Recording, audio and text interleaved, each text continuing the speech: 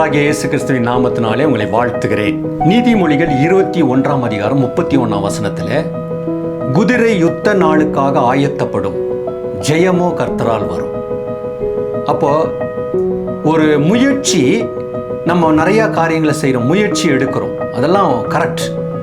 ஆனால் ஜெயம் வர்றது தேவ பிள்ளைகளுக்கு கர்த்தரால் மாத்திரமே வருகிறது.